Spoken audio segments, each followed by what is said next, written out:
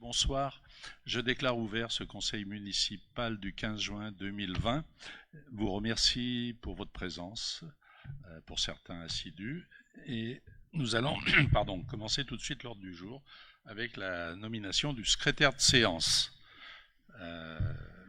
En absence de contestation, je vous propose la nomination de Bernard Grosbeau, qui est candidat volontaire, j'imagine. Oui. Y a-t-il d'autres candidats ? Non. Qui est pour la nomination de Bernard comme secrétaire de séance? Je vous remercie. Je vous informe en premier point que Laurent Servigne a souhaité, pour des raisons personnelles, démissionner du conseil municipal après l'installation du 26 mai. Par conséquent, nous allons installer un nouveau conseiller municipal suite à cette démission, et je demande à Pierre Miralles de bien venir nous rejoindre. Et je vous lis, vu le code électoral et normes, notamment l'article L270, vu le code général des collectivités territoriales, notamment l'article L 2121-4, vu la démission de M. Laurent Servigne de ses fonctions de conseiller municipal reçues en mairie en date du 28 mai 2020, il en résulte l'arrivée de M. Pierre Miralles, candidat suivant de liste. Le maire procède immédiatement à son installation dans ses fonctions de conseiller municipal, ce qui vaut proclamation de son élection.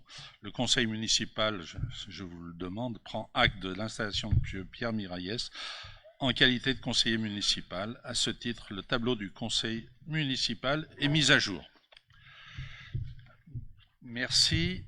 Deuxième sujet, approbation du compte-rendu de la séance du 26 mai 2020. Vous avez tous reçu, je pense, le compte-rendu de cette séance. Avez-vous des observations à formuler, des objections, des remarques? Je suis à votre écoute. Pas d'observation, pas de remarques. En l'absence de remarques, je vous demande si vous... Oui, pardon.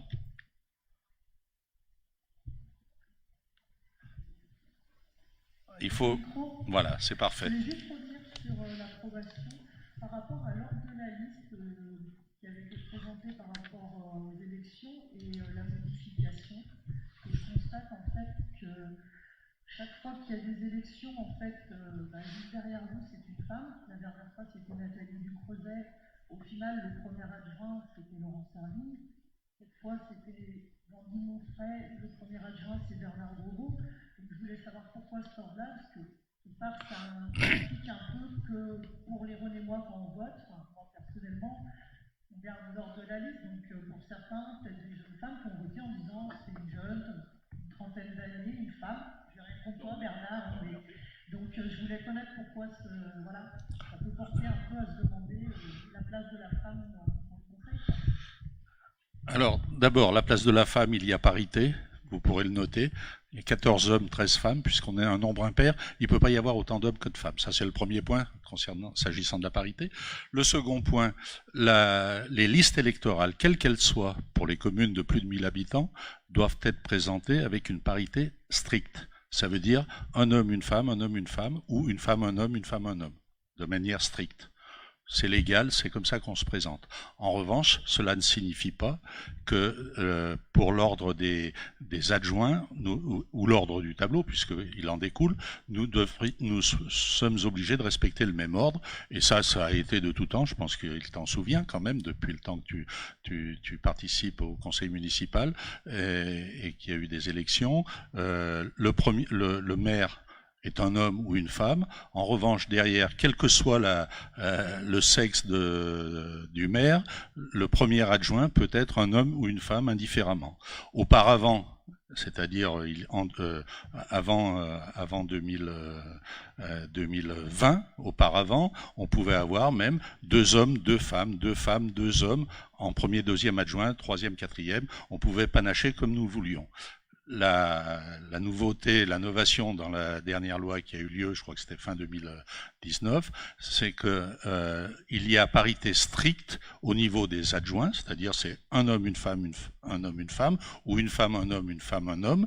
En revanche, le premier de liste des adjoints peut être indifféremment, et quel que soit le sexe du maire, un homme ou une femme. Voilà. Et c'est la décision du maire. Ça, je sais, c'était pas ma question, c'était par rapport, si on a le droit de mettre un premier adjoint au niveau, depuis 2020, effectivement, on est obligé d'alterner un homme et une femme, mais par contre, quand on présente les bulletins de vote à homme-homme. Ah non, ça c'est interdit. Ça c'est interdit par la loi. Il y a parité stricte, c'est ce que je viens de dire. À l'élection, il y a parité stricte. C'est ou un homme, une femme, ou une femme, un homme, une femme, un homme. Il est... Ben, Quand on a revoté en 2017, ça faisait bien un homme, une femme. En 2017, il y avait parité stricte à l'élection. En revanche, au conseil municipal, il n'y avait pas parité stricte dans l'exécutif, puisqu'il y avait 2 hommes, 2 femmes, 2 hommes, 2 femmes sur l'exécutif. Oui, c'était. Et c'est la novation de 2019 par rapport à 2017. En revanche, pour l'élection, c'était un homme, une femme, un homme, une femme. J'étais premier de liste en 2017 et la deuxième de liste était Nathalie Ducrozet. Et après, c'était deux hommes. Et après, c'était 2 hommes derrière. Nathalie n'était ni première ni deuxième adjointe.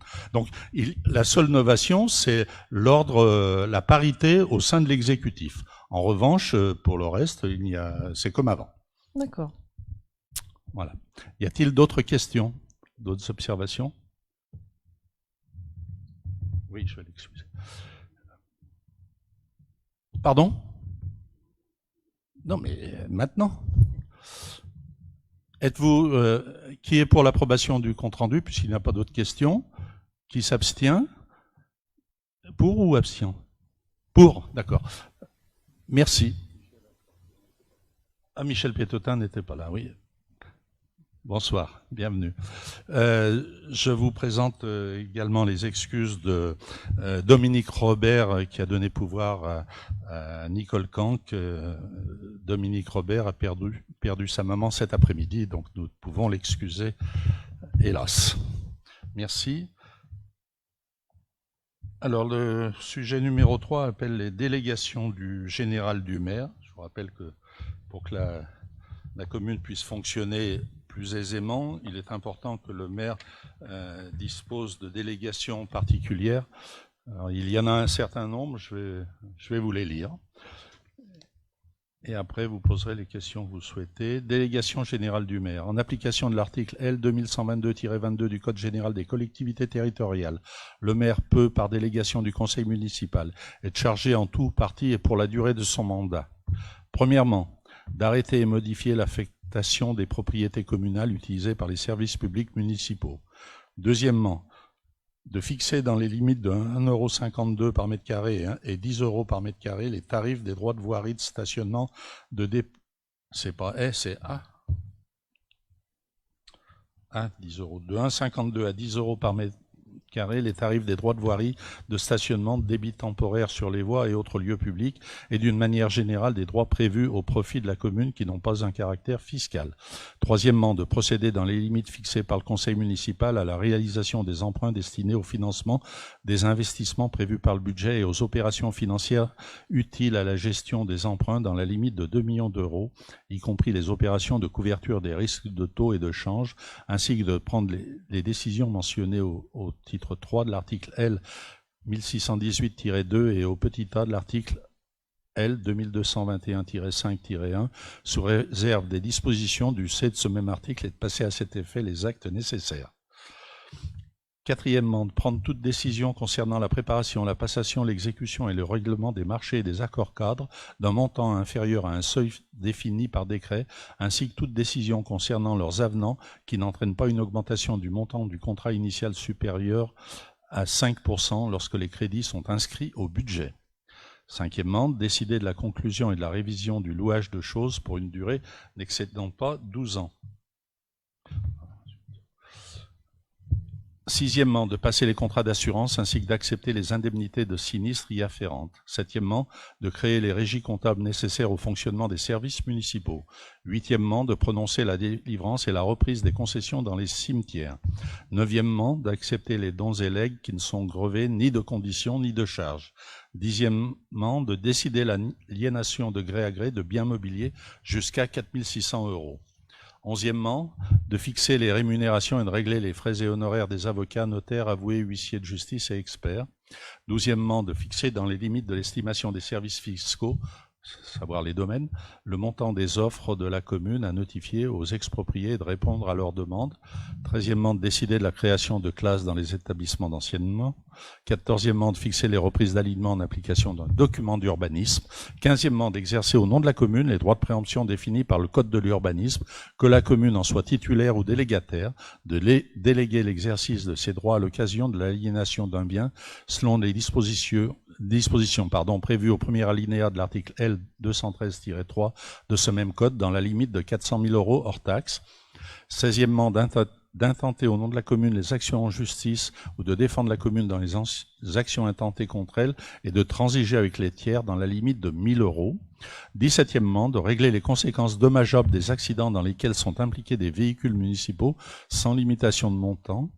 18e, de donner en application de l'article L 324-1 du Code de l'urbanisme l'avis de la commune préalablement aux opérations menées par un établissement public foncier local.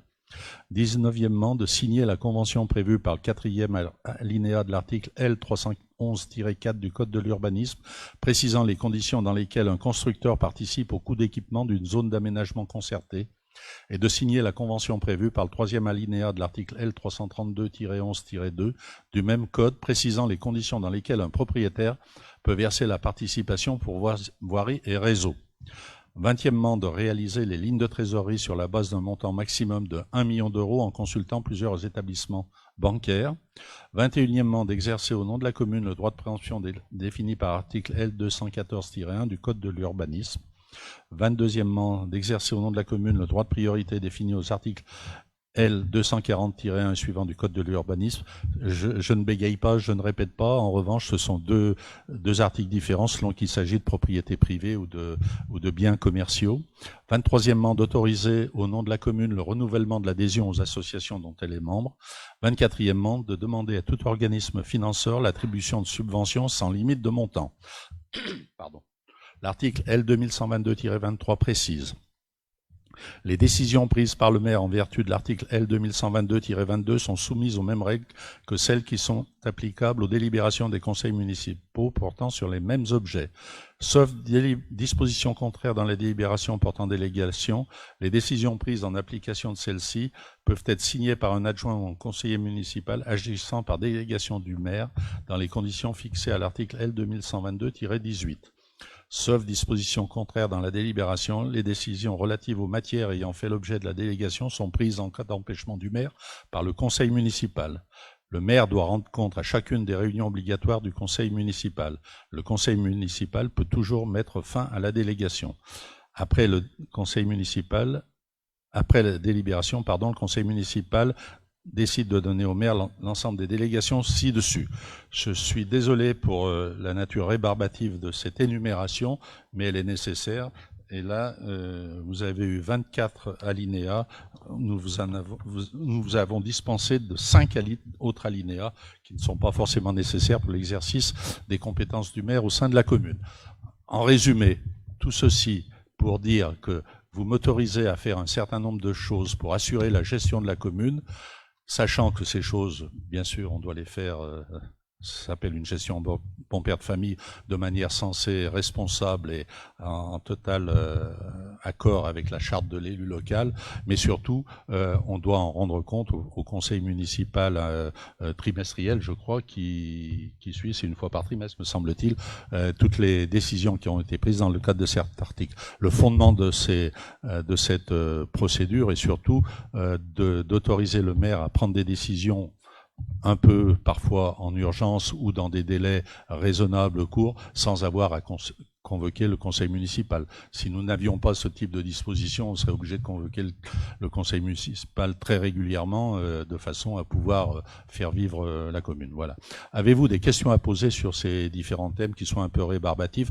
Alors, vous avez eu des montants qui vous paraissent parfois un petit peu excessifs, notamment 2 millions d'emprunts, 1 million pour ceci, 1 million pour cela, mais nous sommes obligés de mettre des limites, des bornes, et pour le fonctionnement, parfois, je prends par exemple le cas de l'assainissement, on a 1,5 million d'emprunts, c'est le seul endroit où nous avons des emprunts, eh bien c'est pour se donner la possibilité de compléter cet emprunt le cas échéance. dans tous les cas de figure, toutes les sommes qui sont autorisées ici ont été au préalable inscrites au budget. On ne peut pas rêver et distribuer des sommes qui ne sont pas inscrites au budget qui est voté par le conseil municipal en principe avant la fin du mois de mars. On a jusqu'au 15 avril, mais en général, nous les votons avant la fin mars. Voilà. Avez-vous des questions à poser sur ce sujet particulier? N'hésitez pas. Hein, je crois que vous avez tous les éléments auprès de vous. Pas de questions? Bien. Qui est pour l'adoption de cette délibération telle que je vous l'ai lue? Je ne vous la relis pas. Qui est pour? Qui s'abstient? Qui est contre? 3 contre. Merci. Indemnité de fonction du maire et des adjoints. C'est Blandine ou moi qui travaille là? C'est moi. Ouais. Merci. Bien, pour l'exercice des fonctions, eh bien, les indemnités de fonction du maire et des adjoints sont régies par cette délibération. Le maire expose que par décret numéro 2017-85 du 26 janvier 2017 portant modification du décret numéro 82-1105 du 23 décembre 1982 relatif aux indices de la fonction publique, le nouvel indice brut terminal de la fonction publique 1027 est applicable aux indemnités de fonction des élus locaux en lieu et place de l'indice 1022 à compter du 1er janvier 2019. Le maire précise qu'il est recommandé de ne pas faire référence à l'indice 1027, mais d'exprimer simplement un pourcentage de l'indice brut terminal de la fonction publique, sans autre précision, afin de ne pas être dans l'obligation de prendre une délibération à chaque modification d'indice. Vu les articles L2123-20 à L2123-24-1 du Code général des collectivités territoriales, vu le procès verbal de la séance d'installation du conseil municipal en date du 26 mai 2020, constatant l'élection du maire et de 8 adjoints, considérant qu'il appartient au conseil municipal de déterminer les taux des indemnités des élus locaux pour l'exercice de leurs fonctions dans les limites des taux maximums fixés par la loi, après délibération, le conseil municipal décide de fixer le taux des indemnités du maire et des adjoints comme suit. Le maire, Begdassarian Patrick, 55%, Grobe Bernard, premier adjoint, 22%, Bamé-Monfray Blandine, deuxième adjointe, ah oui, il faut que je lise le texte, premier adjoint chargé des... Vous l'avez mal écrit là. Enfance, petite enfance, affaires scolaires, deuxième adjoint chargé des finances et des ressources humaines, Joly Franck, troisième adjoint chargé de la culture, de la communication et de l'espace culturel, 22%, Narbou Jocelyne, quatrième adjointe chargée des affaires sociales, cimetière, accessibilité, 22%, Pierre et Michel, cinquième adjoint chargé des services techniques et de l'agriculture, 22%, Agnon Blandine, sixième adjointe chargée de la sécurité, 22%. Dugelet Christian, septième adjoint chargé de l'environnement et des bâtiments communaux, 22%. Farinev Florence, huitième adjointe chargée des associations et des sports, pardon, 22%, excusez-moi. Avez-vous des questions à poser sur ce projet de délibération? Pas de questions. Qui est pour l'adoption de cette délibération? Oui, pardon, excusez-moi. Prenez le micro, s'il vous plaît, parce que la salle est grande et on n'entend pas.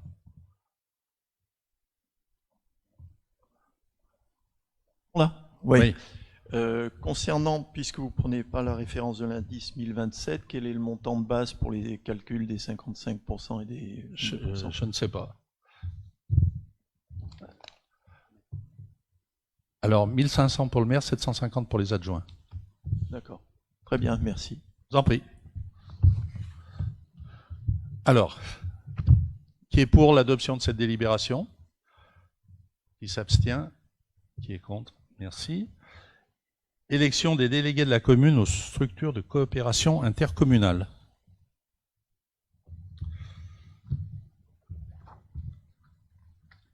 Alors nous avons 3 syndicats intercommunaux. Le premier, c'est le syndicat mixte rhodanien du câble. syndicat rhodanien du câble, c'est celui qui avait permis le développement du câble, de numéricable sur tout le Beaujolais. Ça remonte déjà à au moins une quinzaine, voire une vingtaine d'années. Désignation des membres du syndicat rhodanien de développement du câble. Le conseil municipal doit nommer ses représentants au syndicat rhodanien de développement du câble en application des articles L 5211-7 et L 5212-7 du Code général des collectivités territoriales au scrutin secret à la majorité absolue. Si après 2 tours de scrutin, aucun candidat n'a obtenu la majorité absolue, il est procédé à un 3e tour et l'élection a lieu à la majorité relative. À la demande du maire, le vote n'a pas lieu à bulletin secret. Ah bah si, il faut que les ensembles des élus décident à l'unanimité. Donc je reviendrai sur ce sujet. Pour le cas où vous décidiez de ne pas voter à bulletin secret, il faudrait que nous ayons l'unanimité pour pouvoir voter à main levée. Le maire demande au candidat de se faire connaître et fait procéder à l'élection. Voilà. Alors, est-ce que vous êtes d'accord pour que nous procédions en vote à main levée ? Parce qu'on peut, toutes les commissions, enfin, on en parlera pour les commissions et pour les syndicats, on peut voter à bulletin secret, c'est le texte de base. En revanche, si nous sommes d'accord à l'unanimité pour voter à main levée, je pense que compte tenu des enjeux, on peut le faire. Donc je vous pose la question, qui est d'accord pour que nous votions à main levée ? Qui s'abstient ou qui est contre ? Donc nous voterons à main levée. Je vous propose de la candidature de Christian Dugelet comme délégué titulaire. Et il faut un délégué suppléant, je crois. Alors, est-ce qu'il y a un délégué suppléant? Parce que le syndicat du câble, ça ne passionne pas forcément toutes les foules. Pardon? Oui, mais je demande s'il y a un suppléant déjà. Il n'y a pas de suppléant. Donc on va voter le titulaire, ça va nous faire gagner du temps. Qui est pour la candidature de Christian Dugelet à syndicat du câble? Qui s'abstient? Qui est contre? Et maintenant que vous avez vu qu'il y avait un enthousiasme fort des votants, est-ce qu'il y a un candidat à la suppléance de Christian Dugelet au syndicat du câble? Bien, il n'y aura pas de suppléant. Christian, il faudra que tu y sois. Syndicat intercommunal des eaux du centre Beaujolais. Pardon? Alors, suppléant Franck Joly, bien. Est-ce qu'il y a d'autres candidats à la suppléance? Qui est d'accord pour la candidature de Franck Joly à la suppléance du syndicat rhodanien du câble? Qui s'abstient? Bah, tu peux voter. Oui, là on vote, chacun vote. Qui s'abstient, qui est contre? Merci. Syndicat intercommunal des eaux du centre Beaujolais. Élection des délégués de la commune au SIECB, syndicat des eaux du centre Beaujolais. Le maire expose qu'il convient de procéder à l'élection de 2 délégués titulaires auprès du syndicat intercommunal des eaux du centre Beaujolais, conformément aux dispositions de l'article L 5211-7 du Code général des collectivités territoriales. Au scrutin, là on est obligé de voter au scrutin. Au scrutin uninominal à la majorité absolue, à 3 tours si nécessaire. Si après 2 tours, scrutin au candidat n'a obtenu la majorité absolue, il est procédé à un 3e tour et l'élection a lieu à majorité relative. Alors, on demande d'abord les candidats. Le maire demande aux candidats de se faire connaître et fait procéder à l'élection. Premier candidat titulaire. Alors, je suis candidat. S'il y en a d'autres, ils sont les bienvenus. Michel Piret. 2 titulaires. Donc on vote les titulaires d'abord. Et est-ce qu'il y a d'autres candidats pour être titulaires? Non. Alors maintenant, la question de confiance. Est-ce que vous êtes d'accord pour que nous fassions cette élection à main levée et non pas à bulletin secret? Donc qui est pour que nous fassions cette élection à main levée? Qui s'abstient? Qui est contre? À chaque fois il le fait ou on fait? À chaque fois il faut le faire. Alors, qui est pour la candidature de Patrick Bagdasarian et de Michel Piret à cette représentation au syndicat des eaux du centre Beaujolais? Qui s'abstient? Qui est contre? Je vous remercie. Élection de délégué suppléant. Hervé Cherpeau est candidat. Y a-t-il d'autres candidats à la suppléance du syndicat des eaux du centre Beaujolais? Selon le même principe, qui est pour la candidature d'Hervé Cherpeau en tant que suppléant au syndicat des eaux du centre Beaujolais, qui s'abstient, qui est contre? Je vous remercie. Le 3e syndicat est le SIDER, syndicat départemental d'électricité du Rhône. Le maire expose qu'il convient de procéder à l'élection d'un délégué titulaire un délégué titulaire pour une population inférieure à 6 500 habitants et un délégué suppléant pour 1 à 4 titulaires. Donc il y a un titulaire, un suppléant chez nous auprès du SIDER, conformément aux dispositions de l'article L 5211-7 du Code général des collectivités territoriales. Au scrutin, pareil, secret uninominal à majorité absolue, à 3 tours si nécessaire. Si après 2 tours de scrutin, aucun candidat n'a obtenu la majorité absolue, il est procédé à un 3e tour et l'élection a lieu à la majorité relative. Alors, tout d'abord, on nomme les candidats d'abord. Alors, candidat comme titulaire Bernard Grosbeau, comme suppléant Christian Dugelet. Donc, on va les faire un par un. Et d'abord, je vous demande si vous êtes d'accord pour que nous fassions cette élection à main levée, qui est pour le fait de la faire à main levée, qui s'abstient, qui est contre, merci, donc nous les faisons à main levée, qui est pour la candidature de Bernard Grosbeau en tant que titulaire au syndicat d'électricité du Rhône, au SIDER, qui s'abstient, tu t'abstiens? Oui, bon, si tu veux. Et qui est pour la candidature de Christian Dugelet en tant que délégué suppléant au SIDER, qui s'abstient, qui est contre, merci. Voilà pour les 3 syndicats. Nous aurons d'autres syndicats, mais ceux-là seront désignés par la CCSB lorsqu'elle se réunira. Je vous en parlerai tout à l'heure en titre des questions diverses. Élection des représentants de la commune auprès de diverses structures. Alors, nous arrivons à 2 structures communales. La première, c'est le CCAS, le Centre communal d'action sociale. Et là, on doit faire c'est un scrutin de liste, hein. D'accord. Donc, je fais d'abord le nombre de... Il y a 5 membres. Pardon ? Ah, je propose, pardon, excusez-moi. Donc, alors, le maire expose qu'il convient de procéder à l'élection des membres du CCAS après en avoir fixé le nombre. Il a rappelé que le maire est président de droit du conseil d'administration du CCAS. Il appartiendra ensuite au maire de nommer un nombre égal de membres parmi les représentants d'associations familiales, de retraités, de personnes âgées, de personnes handicapées. L'élection doit avoir lieu au scrutin de liste à la représentation proportionnelle au plus fort reste, sans panachage ni vote préférentiel, à bulletin secret cette fois-ci. Pas obligatoire, d'accord. Alors, donc, il y a une première liste. Le nombre, ah oui, le nombre. Moi, je vous propose de le fixer à 5, c'est ce que nous avions auparavant. Donc, est-ce que vous êtes d'accord pour que nous fixions le nombre d'élus, hein, ça veut dire qu'il y a 5 élus plus 5 personnes de la société civile, nous allons dire, hein, qui seront choisis après. Est-ce que vous êtes d'accord sur ce chiffre de 5 ou est-ce que ça vous pose un problème? D'accord? Merci. Et maintenant, nous avons donc... je vous propose la liste suivante. C'est celle-là, la liste. Hein. C'est pas celle-là. Ah. Oui, mais c'est ça va être celle-là à la fin. Bon, on va voir.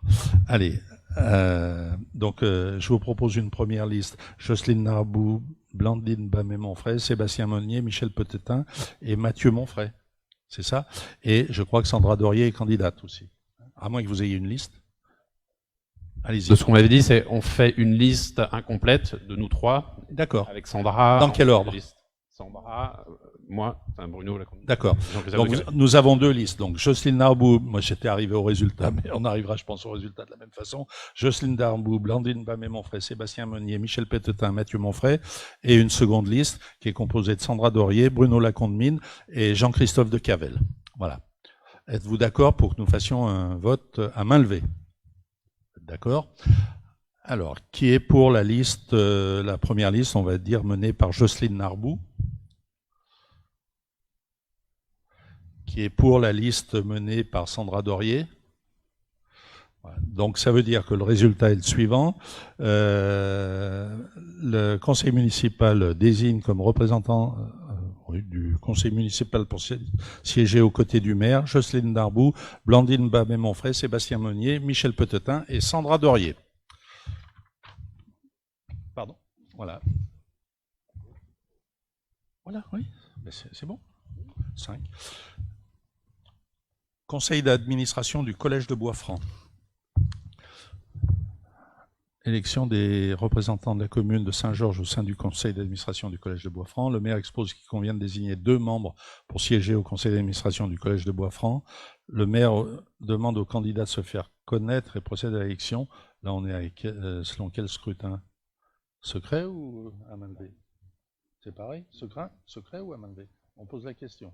Alors, je vous propose comme délégué titulaire Bernard Grosbeau et comme délégué suppléant Maurice Didier.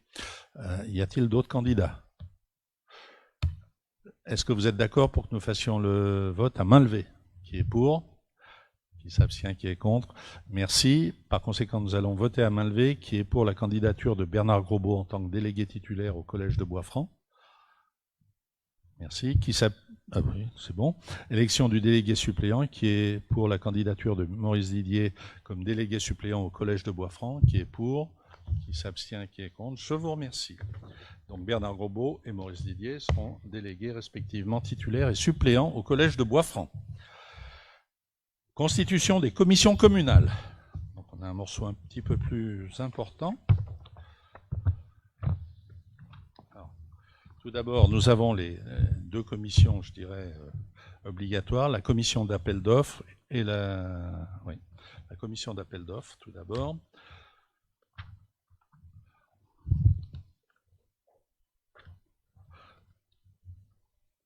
Je vous lis le projet de délibération. En application de l'article 22 du Code des marchés publics, la commission d'appel d'offres est composée des membres suivants. Lorsqu'il s'agit d'une commune de 3500 habitants et plus, le maire ou son représentant président et 5 membres du conseil municipal élus en son sein à la représentation proportionnelle au plus fort reste.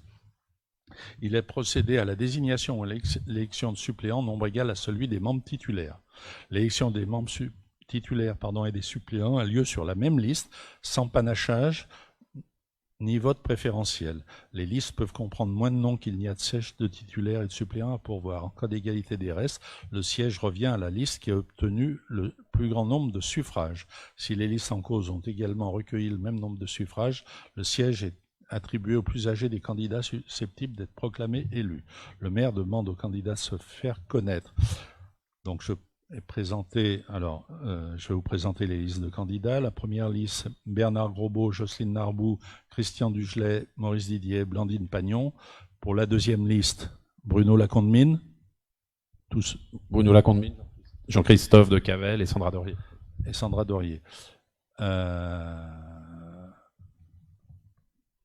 moment-là, ils peuvent se présenter après en suppléant. Alors, bon, je tiens à attirer votre attention, si vous vous présentez tous les 3, vous ne pourrez pas présenter de suppléants après, puisque les suppléants sont pris dans d'autres listes. Je vous laisse les 10 secondes de réflexion stratégique.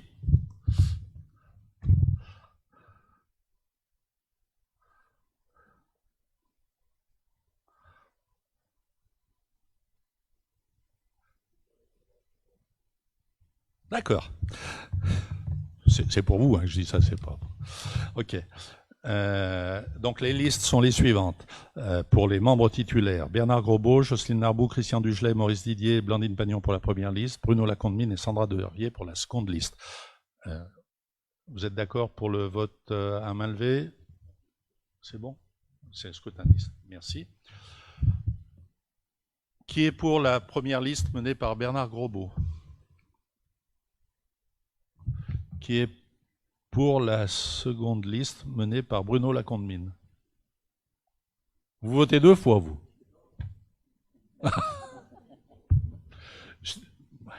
J'acceptais l'augure de votre revirement. Bien, par conséquent, le vote n'a pas eu lieu à bien secret. L'ensemble des élus ayant décidé de voter à main levée. Après délibération, le conseil municipal désigne comme représentant du conseil municipal comme membre titulaire par 24 voix pour et 3 voix contre, puisque je ne l'ai pas compté 2 fois la vôtre, la commission d'appel d'offres pour siéger aux côtés du maire, Bernard Grosbeau, Jocelyne Narbou, Christian Dugelet, Maurice Didier et Bruno Lacondemine. En ce qui concerne les suppléants, alors de la même façon, je pense qu'on vote à main levée. On est d'accord? Donc je vous propose Franck Joly, Michel Piret, Blandine Monfray, Florence Farinet et Mathieu Monfray. Et pour la liste, pour la seconde liste, je vous propose Jean-Christophe Decavel, tout seul. Ah non, c'est pas possible. Mais bon, ça peut être les deux, ça changera rien. Bien, qui est pour la première liste menée par Franck Joly, et qui est pour la seconde menée par Bruno Decavel. Jean-Christophe pour toi, je regardais Bruno. Sandra, tu votes ou pas? Oui, bon, ça va. Non, mais je l'avais intégré. Par conséquent, les suppléants sont dans l'ordre Franck Joly, Michel Piret, Blandine Monfray, Florence Farinet et Jean-Christophe Decavel. Je m'étais gouré, c'était Sébastien Mounier. Pas grave. Je change rien. Alors, nous arrivons aux commissions communales.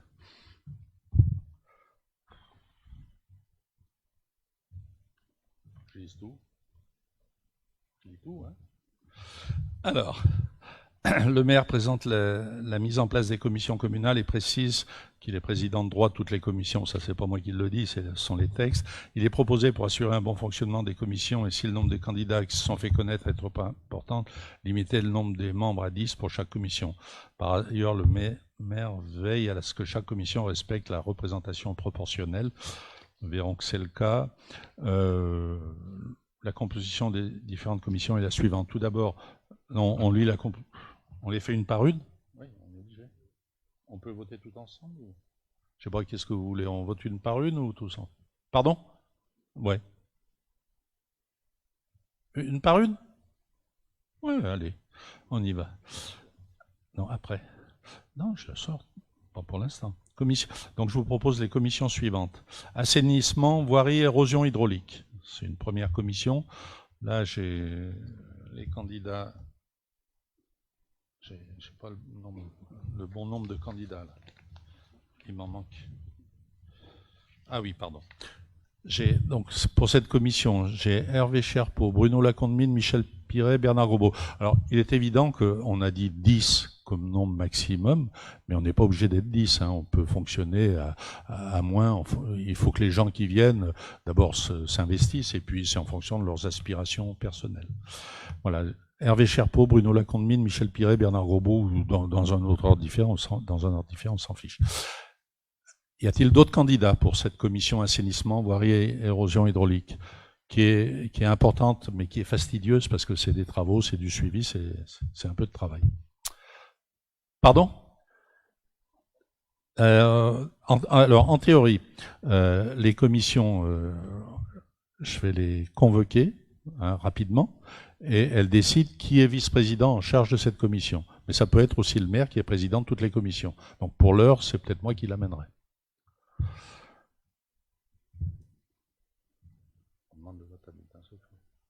On demande le vote à main levée pour toutes les commissions. Est-ce que vous êtes d'accord? On ne va pas le demander à chaque fois que pour toutes les commissions, nous votions à main levée. S'il y a une réticence quelconque à manifester là, il n'y a pas de honte à le dire. Hein.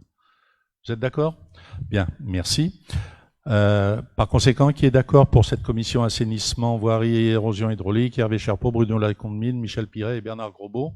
Merci. Commission services techniques, agriculture, entretien, voirie, fossé. Je vous propose Michel Piret, Julie Lafleur-Pesson, Jean-Christophe Decavel, Christian Dugelet et Franck Joly. Y a-t-il d'autres candidats? Qui est pour cette composition? C'est 5 personnes. Qui s'abstient? Qui est contre? Je vous remercie. Urbanisme, plan local d'urbanisme. Je vous propose Bernard Grobeau, Franck Silano, Franck Joly, Pierre Miraillès, Bruno Lacondemine, ce qui fait 5 personnes plus le maire, 6. Y a-t-il d'autres candidats? Qui est pour cette composition? Qui s'abstient? Qui est contre? Je vous remercie. École petite enfance jeunesse. C'est une commission demandée. Bernard Grobeau, Cindy Ricobono, Sébastien Meunier, Maurice Didier, Sandra Dorier, Françoise Branche et Marie Châtelard. Y a-t-il d'autres candidats? Là, on est déjà pas mal. Qui est pour cette composition? Qui s'abstient? Qui est contre? Je vous remercie. Sport, association, fêtes et cérémonies. Florence Farinet, Sylvie Francillard, Mathieu Monfray, Nicole Canck, Dominique Robert, Franck Silano, Sébastien Meunier, Julie Lafleur-Pesson, Olivia Debatty et Sandra Dorier. Là, je ne peux pas vous proposer d'autres candidats, nous sommes à 10. Qui est pour la composition de cette commission? Qui s'abstient? Qui est contre? Je vous remercie. Senior Accessibilité, Jocelyne Narbou, Michel Pétetin, Mathieu Monfray, Sébastien Meunier, Sandra Dorier. Y a-t-il d'autres candidats dans les seniors? Pardon? Nicole Canck. D'autres candidats? Qui est pour cette composition? Qui s'abstient? Qui est contre? Merci. Commission Communication Culture, Franck Joly, Bernard Grosbeau, Hervé Cherpeau, Olivia Debatty, Pierre Miraillès et Sandra Dorier. D'autres candidats? Qui est pour cette composition? Qui s'abstient? Qui est contre? Je vous remercie. Bâtiments communaux, Christian Dugelet, Maurice Didier, Jean-Christophe Decavel et Michel Piret. Y a-t-il d'autres candidats? Pierre Miraillès. Qui est pour cette composition? Qui s'abstient? Qui est contre? Je vous remercie.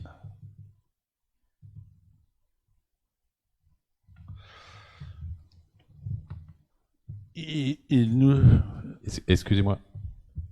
Oui, je voulais juste savoir, parce que la commission ancien foyer municipal, pourquoi elle a été sortie des bâtiments? J'y arrive. Alors, ancien foyer municipal. Nous avons décidé de sortir, enfin j'ai décidé de sortir cette commission, ce dossier de cette commission, car je ne sais pas si vous vous en souvenez, lors de la campagne électorale, Monsieur Le Sieur, Jean-Yves Le Sieur, avait souhaité, semblait avoir envie de s'impliquer dans cette action, et je lui avais demandé s'il était intéressé pour le faire, et nous étions un petit peu, je crois, tombés d'accord là-dessus. Par conséquent, je ne souhaite pas que ça reste en qualité de commission communale, puisque ça peut faire l'objet d'une autre démarche qui est celle ou d'un comité ou d'un groupe de travail. Les commissions communales sont réservées aux élus, alors que les comités ou groupes de travail sont ouverts à la population, à ceux qui le souhaitent, membres d'associations, populations ou compétences particulières pour un sujet donné. En revanche, les comités n'ont pas vocation à remplacer les commissions. Donc si nous créons une commission aujourd'hui, c'est un peu ennuyeux demain de dire on transfère toute la compétence à ce comité. La meilleure solution, c'est donc par conséquent de dire cette commission foyer municipal, nous l'enlevons pour l'instant. Et puis, j'ai rendez-vous avec Monsieur Le Sieur prochainement. On va décider de la façon de l'amener. On la mettra peut-être sous forme de comité. Et là, si on va définir quelques personnes du conseil municipal, peut-être de l'extérieur aussi, on va former un comité, et c'est à ce niveau-là que se fera la discussion, avec une butée dans le temps, puisqu'on définira un délai pour rendre le résultat de ce travail. Voilà, c'était dans le cadre de la participation citoyenne, si vous voulez.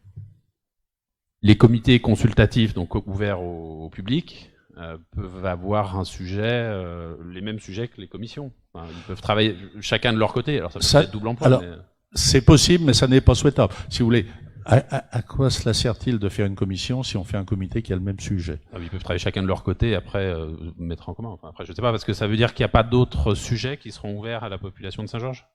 Si, peut-être, mais plus tard. Aujourd'hui, nous formons les commissions.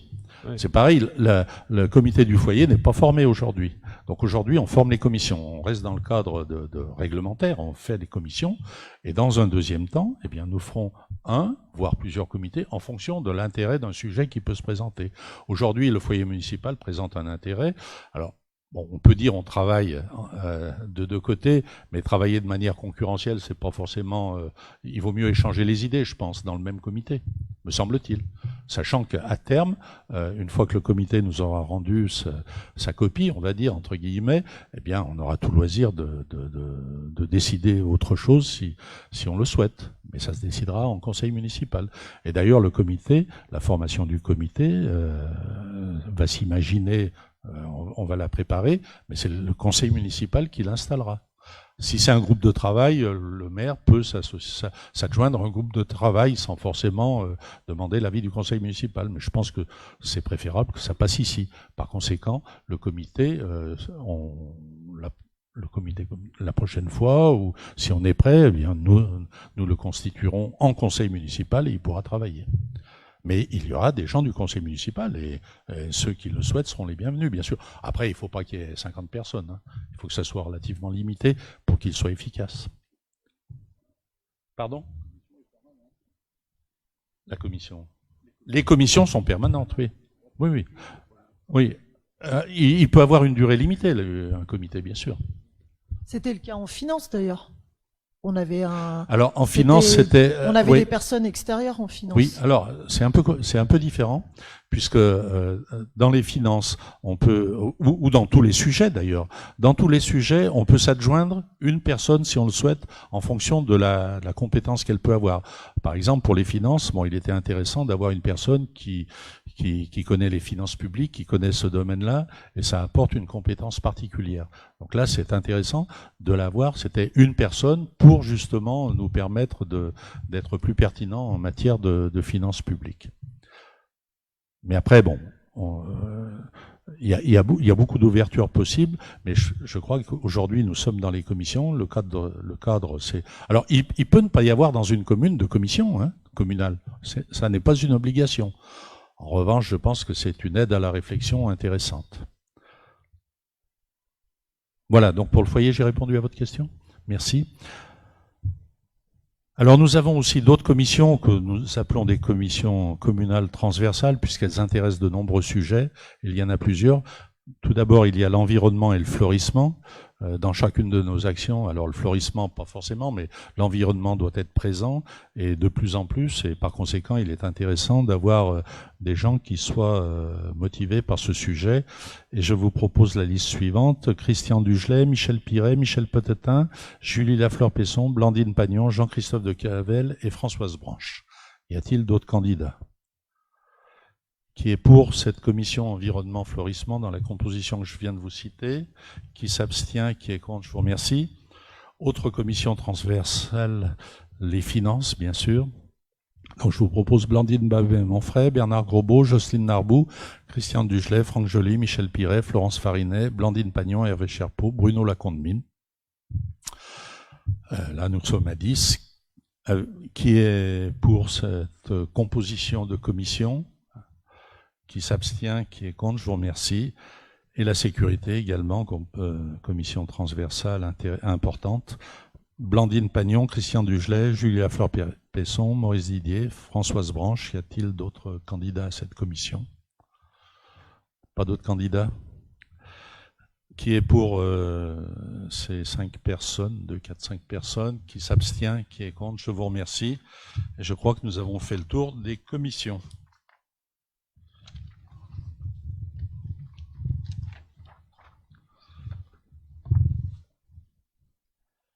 Merci. Alors c'est un peu fastidieux, mais c'est... Pardon ? Oui, Jean-Christophe. C'est une petite question concernant les commissions. Il n'y a rien qui se rapporte aux entreprises, au commerce et à l'artisanat. Pour quelle raison ? Alors pour une raison bien simple, c'est que la commune n'a pas la compétence économique, puisque la compétence économique a été de droit transférée à la communauté de communes. En revanche, il n'est pas interdit dans la commission, je ne sais plus laquelle, de s'intéresser aux entreprises, d'avoir un lien avec elles. Juste parce que ça m'intéresse, est-ce que c'est dans la commission où il y a l'agriculture Non, c'est plutôt dans l'agriculture, je crois. C'est plutôt dans l'agriculture. Hein? Prends un micro, s'il te plaît. Il n'en a pas.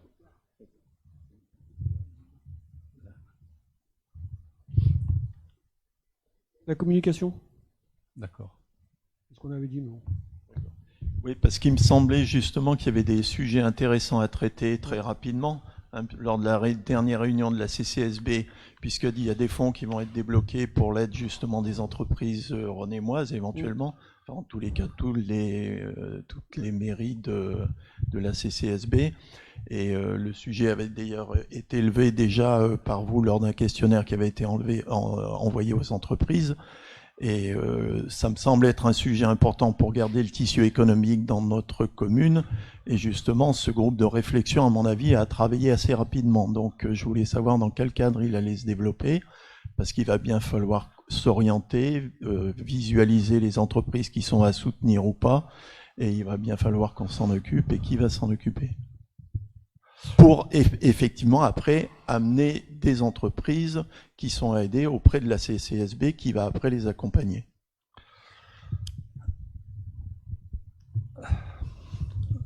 Tu veux dire quelque chose, mais sinon.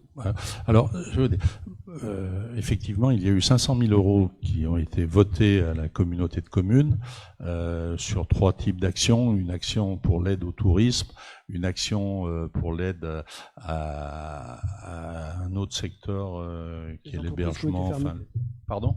Pour les entreprises qui ont été obligées d'être fermées. Alors ça, c'est le 3e volet où il y a un petit peu plus de 300 000 euros qui ont été débloqués. C'est le sujet le plus important. En revanche, le petit inconvénient de ce dispositif, c'est que il est distribué bien sûr sur tout le périmètre, sur tout le territoire de la CCSB, ce qui est légitime. En revanche, l'option qui a été prise et qui a un côté un petit peu légal, c'est de dire on prend la somme et on la répartit entre les CHR, enfin les cafés, hôtels, restaurants, ceux qui ont fermé complètement. Ce qui fait qu'au bout du compte, c'est la raison pour laquelle je m'étais élevé contre ce dispositif lors de la réunion de la CCSB. Je leur ai dit donnez 1 500 euros à tout le monde. Alors la journaliste, excusez-moi, Madame Vine, c'était pas vous, mais elle a pris qu'une partie de ce que j'ai dit, elle n'a pas pris l'essentiel. Je n'ai pas dit, c'est pas intéressant de donner 1 600 euros à quelqu'un qui va déposer le bilan, c'est pas ça. Ce que j'ai dit, elle n'a pas écouté la suite, la personne. Euros à tout le monde, c'est un petit peu ridicule parce que certains, ça va rien leur faire, et d'autres qui sont un petit peu plus tangents dans la difficulté auraient besoin peut-être de 5 000 ou 10 000 euros. Mais on m'a dit c'est un principe d'égalité.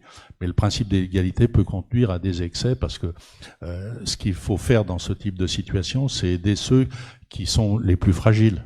C'est pour donner 1 500, parce que pour certains, 1 500 euros, ça sert à rien. C'est ce que j'ai voulu, c'est ce que j'avais dit, et on a retenu que la première partie de la phrase, mais si on va à l'essentiel, et je reste persuadé de cela, d'ailleurs, Jackie Ménichon, qui est premier vice-président aux finances, est bien d'accord avec moi, mais ils sont un petit peu embêtés parce qu'il faut respecter des principes égalitaires, mais bon, tout le monde on n'est pas tous égaux devant la difficulté aussi. Par conséquent, il faut en tenir compte. Donc, c'est bien d'avoir de distribuer ces sommes. 500 000 euros, c'est plutôt pas mal. Hein, il y a une partie de la somme qui sert à garantir des emprunts. Les autres, les 90 000 euros, c'est pour le tourisme. Et puis le 3e volet, celui-ci des 300 000 euros, c'est pour les entreprises qui ont fermé. Bien. On verra comment elles seront distribuées. En tous les cas, on s'attachera à faire en sorte que les entreprises du secteur soient préservées. Ce que je voulais même faire, ce que nous voulions faire également avec l'exécutif, c'est dire la commune est prête à faire un effort pour participer à cela. On m'a dit que c'était interdit. En revanche, nous pouvions abonder à la communauté de communes, sauf que abonder à la communauté de communes, ça veut dire qu'on va mettre une somme qui va être répartie. Donc c'est pas aider directement nos entreprises qui en ont besoin. Alors ce qu'on espère, c'est que les aides serviront à quelque chose. Elles serviront forcément à quelque chose, mais qu'elles serviront surtout à éviter que certains aillent dans le mur. Après les 1 500 euros, c'est pas toutes les entreprises qui toucheront, parce qu'après il y a des conditions quand même. Il y a des conditions de chiffre d'affaires, des conditions de résultats, des conditions. Ouais. C'est-à-dire que ça va en éliminer un paquet quand même. C'est-à-dire qu'il n'y en aura pas tant que ça qui vont toucher 1 500 euros, quoi. C'est à l'image des aides nationales qui en ce moment, quoi. Ça concerne qu'une partie de la population. Mais alors, justement, qui au sein de la commune va décider qu'il y a telle et telle entreprise? Ça va se décider à la CCSB, ça va se décider à la CCSB. Ça va se décider au niveau de la CCSB, mais on fera partie. En tout cas, dans chaque commune, le maire aura son mot à dire et les élus communautaires auront leur mot à dire. D'accord. Donc je pense que ça se décidera à un prochain conseil communautaire. Conseil communautaire, ok. Mais ça veut dire que c'est vous qui allez porter les dossiers des entreprises qui sont recommunérées? Non, c'est pas nous qui les portons. En revanche, on donnera notre avis. C'est-à-dire que les dossiers sont portés par la CCSB nécessairement, puisque ce sont eux qui portent. En revanche, dans la décision, nous participerons. Donc, malgré tout, il y aura un dossier à remplir. La CCSB va le remettre à chaque mairie, vraisemblablement. Oui. Parce qu'il faut bien qu'on identifie, nous, à un moment donné, des entreprises qui sont aidées, qui seront d'accord pour déposer. Ok. Et il y a une personne au sein des élus qui s'occupe de ça? Moi, à mon avis, c'est pas la CCSB qui va donner, c'est-à-dire que c'est les entreprises, ils vont demander à la CCSB. Après, peut-être que la CCSB nous demandera à nous, tiens, qu'est-ce que vous en pensez? Oui, bien sûr. Non, ils passeront par nous, c'est sûr. Hein. Ils passeront par vous? Oui, c'est sûr. Ok. Mais toi, avec une marge de manœuvre extrêmement étroite. Limitée. Franck, tu suivras le dossier, toi? Aussi. Oui, non, mais on suivra ensemble. J'ai l'habitude en ce moment, j'en fais beaucoup. Oui, non, mais c'est pour ça que je te le demande. Il y a Franck, il y a Christian Dugelet et il y a moi qui seront impliqués. Même si on n'est pas, tous élus communautaires, on défend les intérêts de la commune. Merci pour la réponse. Sans prie. Bien.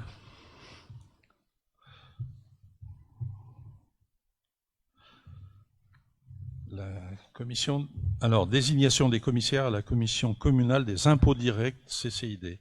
Alors c'est un peu particulier, La commission des impôts directs, son but c'est de vérifier, en général c'est une fois par an, que les niveaux de pas de taxation, mais que les bâtiments de particuliers, d'entreprises et autres sont classés, enfin un peu moins les entreprises maintenant, puisque ça se fait au niveau CCSB, mais quand même, ils sont bien classés en matière de base. Donc c'est quand même assez important de participer à cette commission. Alors nous devons proposer une liste de 32 noms avec des gens de la société civile, et parmi ces gens-là, les services fiscaux retiennent combien de noms? 8 titulaires et 8 suppléants. Mais on ne sait pas comment ils les retiennent.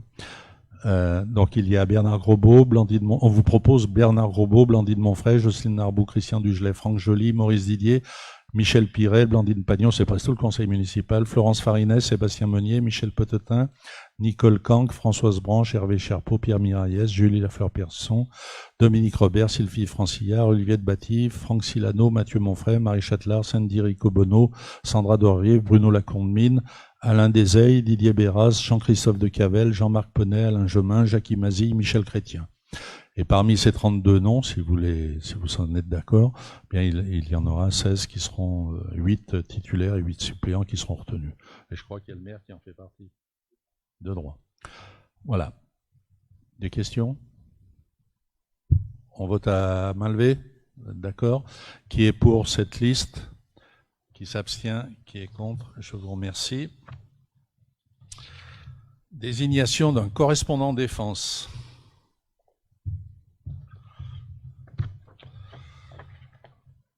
Suite au renouvellement du conseil municipal, la délégation à l'information et la communication de défense qui dépend du ministère de la Défense sollicite la désignation d'un nouveau correspondant de défense au sein de la commune. Ce dernier a pour rôle de sensibiliser nos concitoyens aux questions de la défense. Le maire propose à l'Assemblée la candidature pour cette fonction de Madame Blandine Pagnon. Y a-t-il d'autres candidats? Y a-t-il quelqu'un d'autre qui est intéressé? Pardon? Alors là aussi, il faut le secret ou... Qui est pour le vote à main levée? Qui est d'accord pour la candidature de Blandine Pagnon en tant que correspondante de défense? Je vous remercie. Tableau des effectifs. Et je passe la parole à Blandine Monfray. Monfray.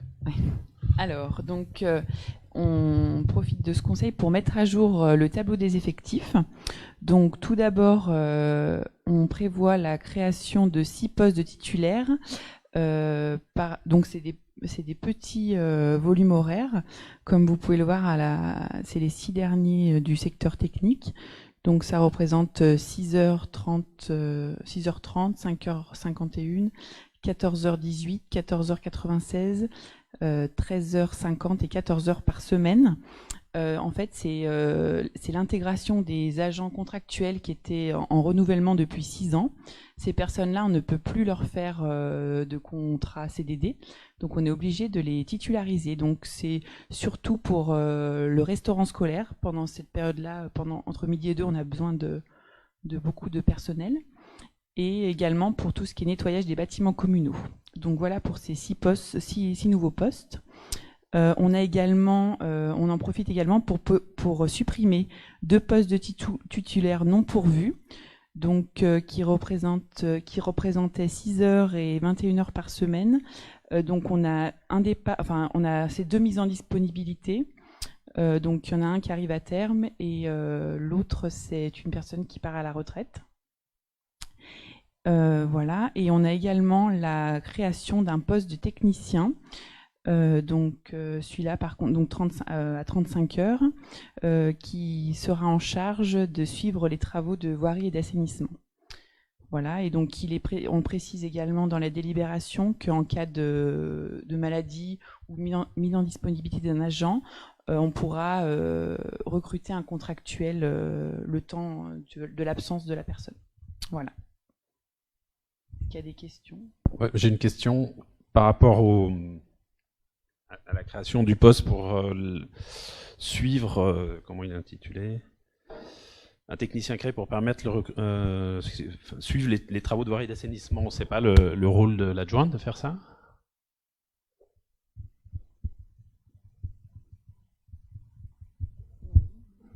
Un adjoint suit des travaux.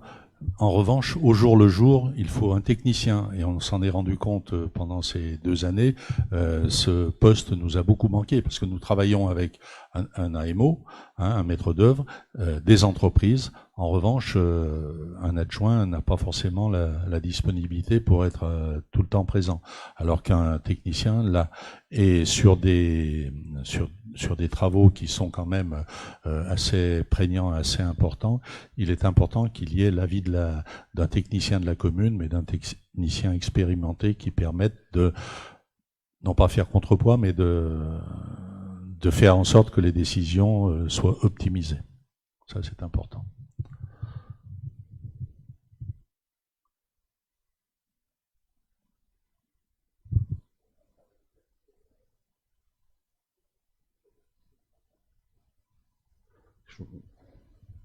Ou il aura d'autres fonctions à ajouter?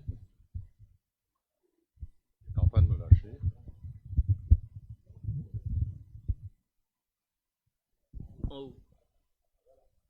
Ça justifie entièrement un plein temps, on va dire, pour éviter des pléonasmes, parce que c'est quand même un gros travail. Je peux vous dire, depuis 2 ans et demi, suivre avec Laurent Servigne les différents travaux qui ont été faits sur la commune, c'est quand même assez lourd, hein. Et il serait intéressant de voir au niveau des autres collectivités les effectifs qu'ils ont pour suivre des travaux. C'est sans commune mesure avec nous. Mais je pense que ce poste est un poste à plein temps pour cette action. Alors c'est vrai qu'il pourra nous donner des conseils en matière d'urbanisme, en matière de bâtiment également, mais dès lors qu'il est technicien et qu'il est expérimenté, ça n'est pas interdit, bien évidemment.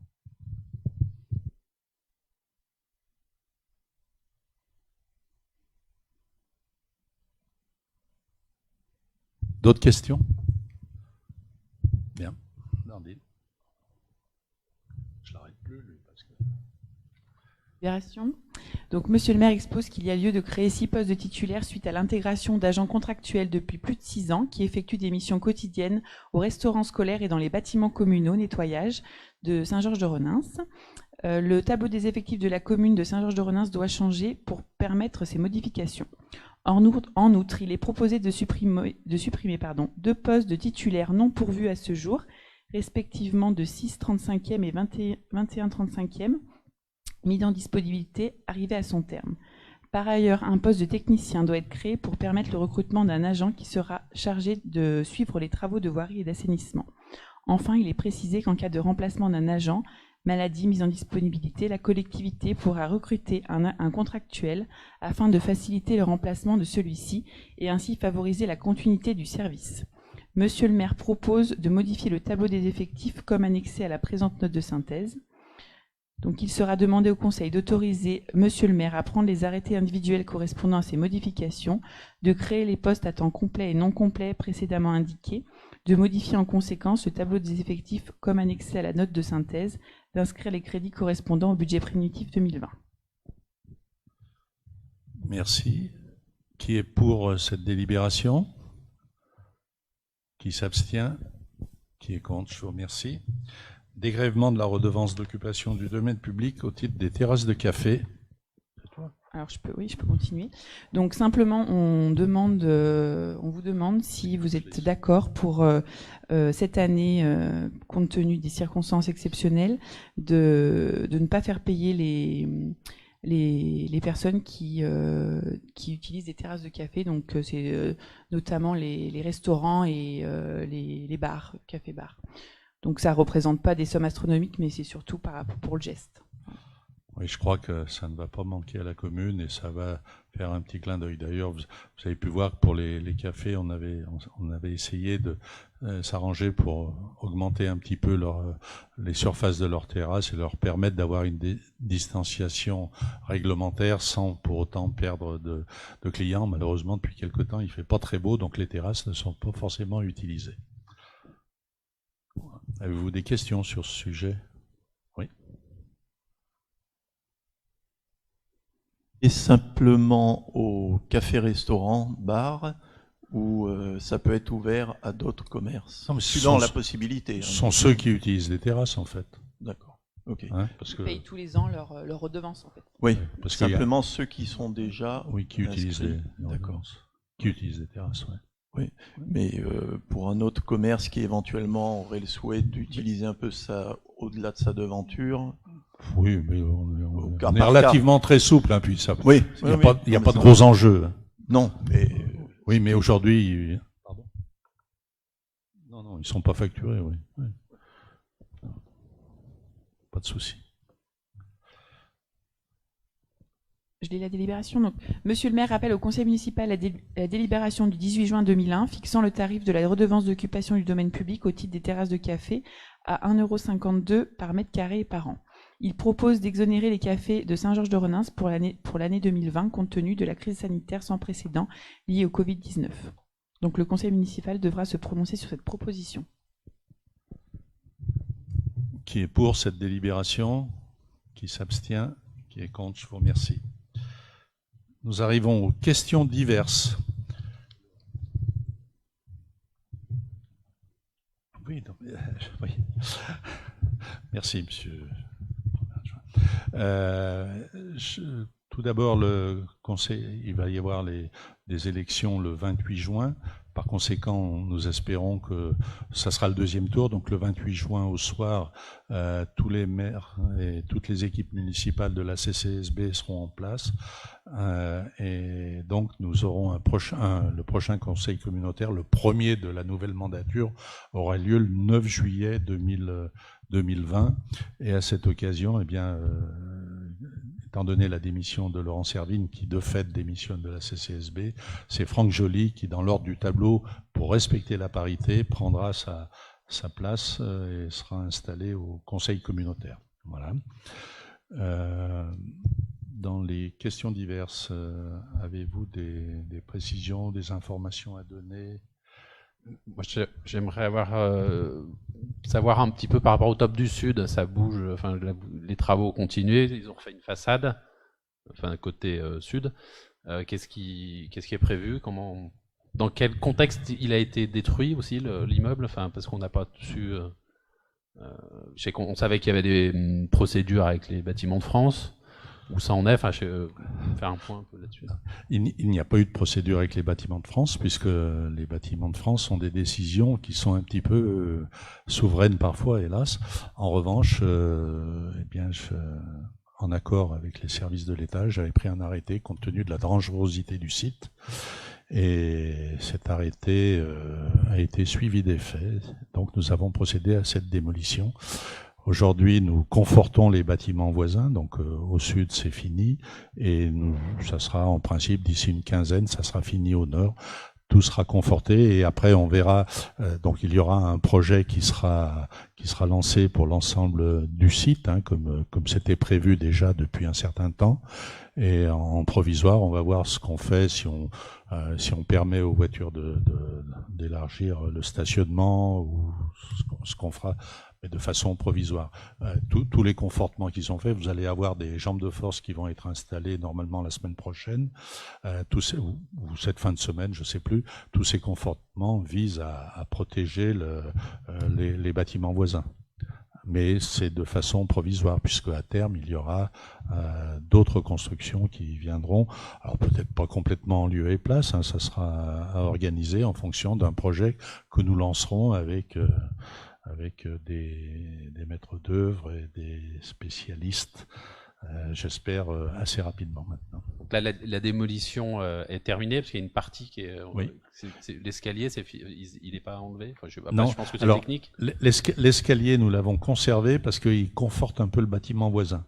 Donc si on peut l'enlever, mais ça nécessitera de rapporter d'autres pièces. Donc on a préféré dire on conserve cet escalier en provisoire, qui ne va nulle part bien évidemment, on le conserve en provisoire de façon à ne pas avoir des coûts supplémentaires à réaliser. Et puis il reste la logette de gaz à enlever sur le devant, donc on attend que GRDF, quand ils seront déconfinés, puisse nous la faire sauter.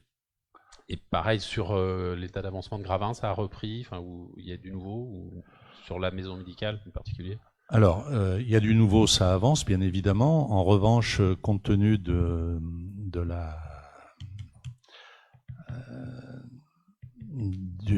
l'arrêt de toutes les délais d'urbanisme, les délais de recours continuent de courir. Donc il faut attendre que les recours soient purgés pour qu'ils puissent attaquer. Alors on a perdu peut-être 2 mois et demi, voire 3 mois, puisque c'est au 24 mai que redémarraient les délais. Et là, il y a toujours bien les médecins qui sont intéressés, enfin un peu tout le monde, quoi. Les mêmes. Et vous avez pu voir d'ailleurs une publicité d'Inacité dans les boîtes aux lettres qui proposait, ça s'appelle, je ne sais plus comment, les coquelicots, non, un truc comme ça, qui propose déjà de prendre contact avec d'éventuels acquéreurs, mais là de logements, hein, sur l'arrière. Avez-vous d'autres questions? Mathieu? J'ai une petite question sur les écoles. Parce que notre cher président a annoncé que le 22 juin, ça y est, c'était tout ouvert. Les enfants devaient obligatoirement aller à l'école. Est-ce que je pense que beaucoup de parents doivent se dire c'est bon, la mairie, les écoles vont faire le nécessaire pour que tous les enfants puissent y aller. Voilà, donc je pense que il y a des petites précisions qui méritent de sortir. Enfin, les parents doivent se poser des questions. Alors avant de passer la parole à Bernard Grosbeau, je dirais que il y a une annonce qui a été faite, on va attendre les annonces suivantes, parce que parfois il y a un petit peu de distorsion entre les unes et les autres. En revanche, et je vais passer la parole à Bernard qui connaît beaucoup mieux que moi le sujet, on attend ce qui va être édicté comme règle, comme préconisation pour la distanciation et tout ça. Je vous rappelle que le dernier pavé faisait 65 pages. On va voir ce qu'ils vont nous pondre pour le suivant. Et dans tous les cas de figure, ce sont les directrices, les enseignants et les femmes de service qui sont, avec bien sûr l'appui de la mairie, qui sont au contact et qui se débrouillent avec ce qu'on veut bien leur envoyer comme information.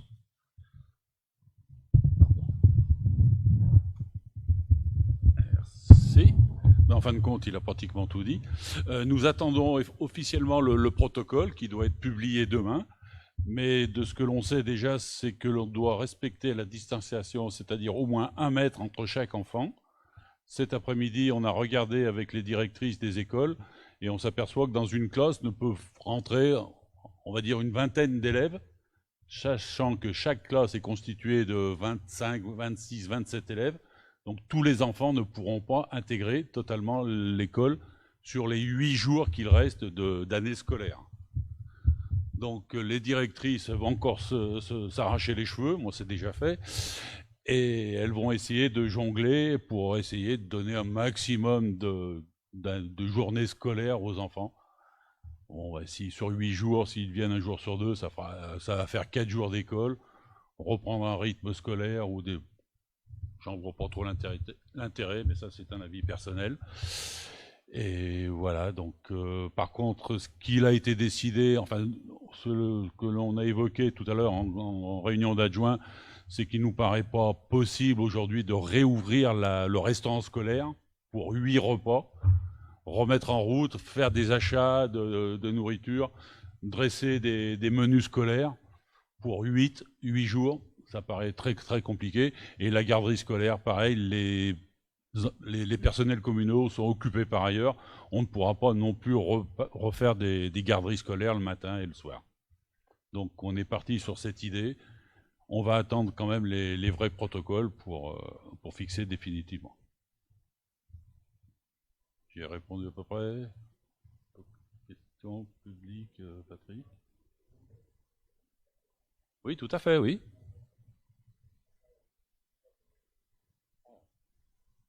Non, devant, derrière, oui, si les enfants se font dos, mais les enfants, si on laisse moins d'un mètre, il va se retourner, à ce moment-là, ils seront face à face.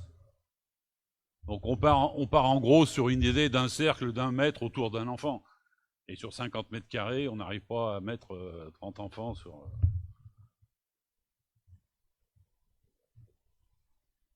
Ah ben oui, certains y arrivent peut-être.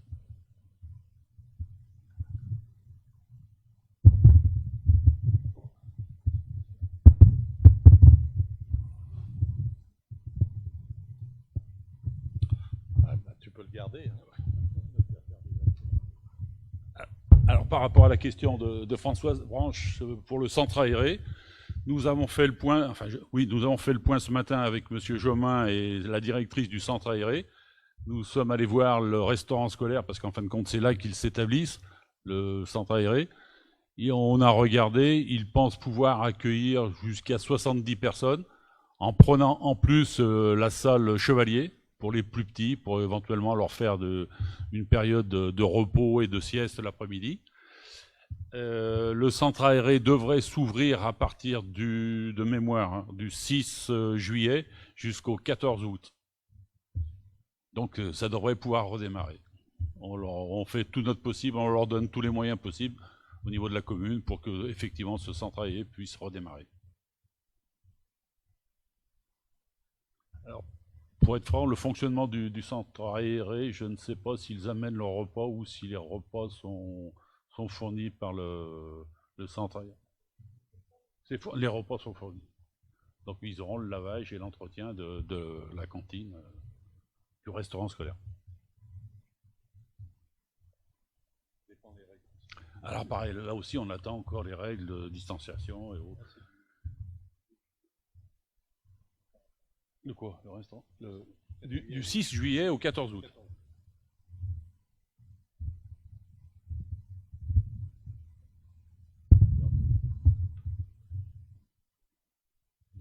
D'autres questions? Eh ben, je vais laisser clore, monsieur le maire. Merci. Alors, pour le prochain conseil municipal. Alors, pour le prochain conseil municipal, je vais vous donner une date, mais qui n'est pas forcément celle qui sera retenue. Ça sera ou le 20 ou le 27.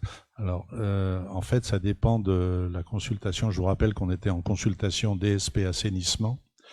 Cette consultation n'a pas abouti puisqu'il y a eu cette période de confinement et donc une ordonnance nous a permis de reporter de 4 mois le délai du travail actuel de Suez qui va jusqu'à fin août. En revanche, il faut impérativement que nous ayons décidé auparavant. L'objectif que nous sommes fixés, c'est nous allons auditionner les entreprises début juillet, donc c'est de prendre une décision de façon à ce que fin juillet on puisse voter, mais compte tenu des délais des délais réglementaires, il est possible que ce soit ou le 20 ou le 27 juillet. Donc je vous demande de retenir peut-être ces 2 dates et on essaiera de vous fixer le plus rapidement possible sur celle qui sera la plus pertinente de façon à ce qu'on n'ait pas à vous demander de revenir au mois d'août, parce que ça serait plus problématique à ce moment-là. Voilà. Pardon ? Alors pour le 18 juin, la cérémonie du 18 juin aura lieu, mais pareil, compte tenu des nouvelles qui ne sont pas forcément claires à ce sujet, on restera sur la même composition que pour les autres manifestations, les autres commémorations qui ont eu lieu récemment, à savoir une dizaine de personnes, 10 à 15 personnes, donc léger, quoi, sans ouverture, sans invitation excessive. En revanche, on verra pour le 14 juillet, on ne sait pas, on espère que ça sera quand même un peu plus libéré. C'est 11h, hein, le 18 juin, 11h le 18 juin. Voilà, mais si vous voulez venir, vous viendrez, c'est à l'extérieur quand même, donc ça présente beaucoup moins de risques. Et puis là, on espère quand même qu'on est sorti, on est plutôt dans la phase extrêmement descendante. Pour ceux qui ont été impactés, j'espère que c'est fini. Voilà. Bien, pas d'autres questions ? Et pardon. Merci d'écouter ma question. C'est concernant les représentants de quartier. Les deux listes avaient porté le même projet, qui était effectivement qu'on ait des représentants de quartier. Quand vous pensez qu'on pourra en parler de manière constructive, est-ce qu'il faut qu'on amène éventuellement des noms pour dire il y a telle et telle personne qui souhaiterait être représentant de quartier ? Alors, moi, ce que je vous propose, c'est que on laisse passer les congés, puisque là, maintenant, on est dans une période qui va être un petit peu perturbée. Et puis, en septembre, on essaiera de définir une méthodologie pour avoir des personnes représentatives de chaque quartier. Pas trop, parce qu'il faut qu'il y en ait un peu, mais qu'elles soient actives à nos côtés. Et on définira les modalités de réunion. C'est un peu comme pour les comités, quoi. D'accord. Voilà. Merci. Non, mais merci à vous d'évoquer ce sujet qui est également très important. Alors, en revanche, si je pense que j'en profite pour le dire, on avait essayé d'initier dans certains quartiers des réunions en fonction des travaux qui étaient réalisés. C'est vrai que là, maintenant, on est un petit peu, avec les règles du confinement, on a été un petit peu bloqué. Moi, ce que j'espère, c'est qu'à partir de septembre, on reprendra ces réunions dans les quartiers où nous aurons des travaux, sachant que les prochains travaux, Port-Rivière avance, mais on va faire Port-Rivière côté ouest aussi. Actuellement, il y a une enquête de Suez pour voir comment s'écoulent les eaux usées et pluviales dans les différents logements. Une fois que cette enquête sera faite, on pourra définir un plan de réalisation, un plan d'exécution des travaux que nous aurons à faire jusqu'à la place de l'église, et ça permettra d'être plus pertinent. À ce moment-là, on fera une réunion avec les différentes personnes. Donc, ce que je vous propose, c'est que maintenant, chaque fois qu'on interviendra, que nous interviendrons dans un quartier, et de là l'intérêt d'avoir un technicien, on essaiera de présenter les projets le plus en amont possible, de façon à ce que les gens du quartier, qui ont une connaissance parfois plus affinée que la nôtre au quotidien, puissent faire remonter leurs informations et éventuellement leurs suggestions. Et après, on définit la façon de réaliser les travaux envisagés. Monsieur Lacombe-Mine. Ils ont déjà commencé, on pas repris. Je pense à la gare. Alors à la gare, on attend qu'ils reprennent, je crois que c'est début juillet. Non ? À vendredi, c'est bien, avant le dimanche.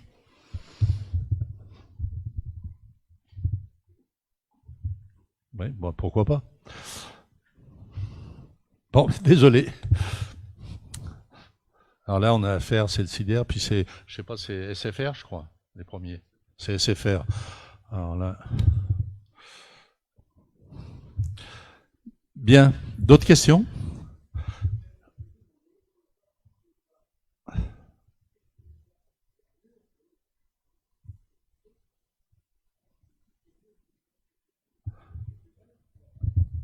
Qu'est-ce que tu me dis, Jean ?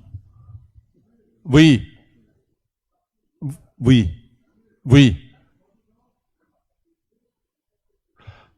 Alors, le mur, c'est le mur qui sépare de la nationale. Alors, le mur, on en a coupé un bout pour permettre l'accessibilité des personnes à mobilité réduite. Hein. Donc, on a coupé un bout. À un moment donné, c'est vrai, il a été dit on pourrait supprimer ce mur, mais finalement, il y a eu une réflexion qui a été faite, je ne sais plus de qui, de dire si on coupe le mur, il va y avoir beaucoup plus de bruit sur les maisons derrière. Par conséquent, on a décidé de le conserver.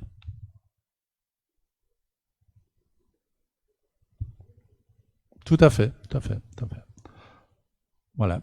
Donc nous avons décidé de le garder et effectivement à un moment donné il était envisagé de le supprimer pour ouvrir le parking sur la route, mais c'était pas forcément une bonne idée et donc tu vois c'est bien de partager. Ouais. Ok. Et là bon après il va y avoir un petit peu de fleurissement, ils vont tirer je crois les enrobés vendredi. Non si le temps le permet hein, parce que en ce moment on est un peu embêté avec ça. D'autres questions? Bien. Eh bien, je déclare clos ce conseil municipal du 15 juin 2020. Vous remercie pour votre participation active, votre présence, et vous dis à la prochaine fois. Et j'espère que la prochaine fois, nous ferons ça en salle du conseil municipal. C'est quand même un peu plus convivial, un peu plus intime. Là, on a l'impression d'être un peu trop distancé. Merci, bonne soirée à tous. Et normalement, le 20 ou le 27 juillet. Oui, au revoir aux gens de Facebook. Merci.